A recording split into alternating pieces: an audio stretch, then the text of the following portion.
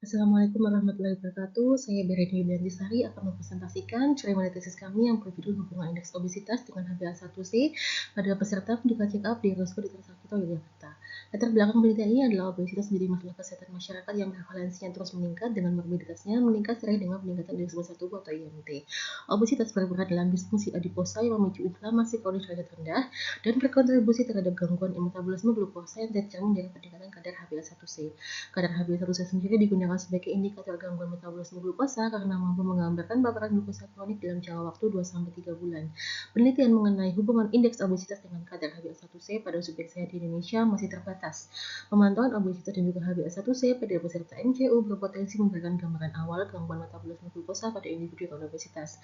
Berdasarkan ukuran tersebut, tujuan dari penelitian ini adalah menganalisis korelasi IMT dengan kadar HbA1c pada peserta MCU di RSUD Dr. Sarjito pada periode 2020 sampai 2023. Untuk rancangan penelitian ini adalah observational analitik dengan pendekatan bentang-bentang menggunakan data sekunder.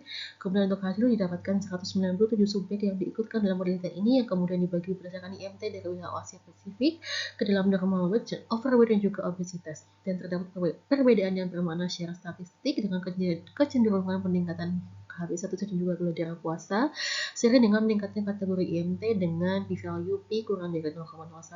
Kemudian berdasarkan dari hasil uji korelasi hubungan IMT dengan HbA1c pada seluruh subjek didapatkan nilai coefficient korelasi Spearman menunjukkan Rho 0,3 dengan 95% CI dengan P kurang dari 0,01 yang mengindikasikan adanya hubungan positif dengan kekuatan korelasi lemah antara IMT dan juga HbA1c. Arah korelasi positif ini menunjukkan bahwa peningkatan nilai IMT cenderung diikuti dengan peningkatan kadar HbA1c di berbagai kategori IMT selaras dengan beberapa penelitian sebelumnya.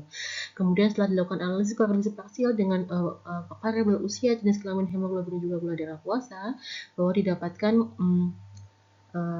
hubungan yang bersifat independen sehingga peningkatan IMT tetap berkaitan dengan peningkatan kadar HbA1c meskipun telah dikontrol terhadap faktor-faktor beracun tersebut.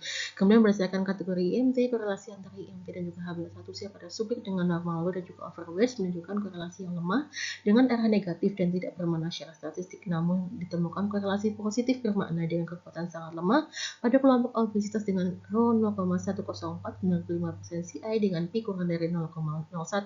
Sehingga simpulan pada penelitian ini adalah IMT berkorelasi positif lemah dengan HbA1c dan tidak dipengaruhi oleh usia, jenis kelamin, kadar hemoglobin maupun kadar glukosa puasa, dan berdasarkan klasifikasi IMT hanya kelompok obesitas yang secara bermakna berkorelasi positif sangat lemah dengan HbA1c.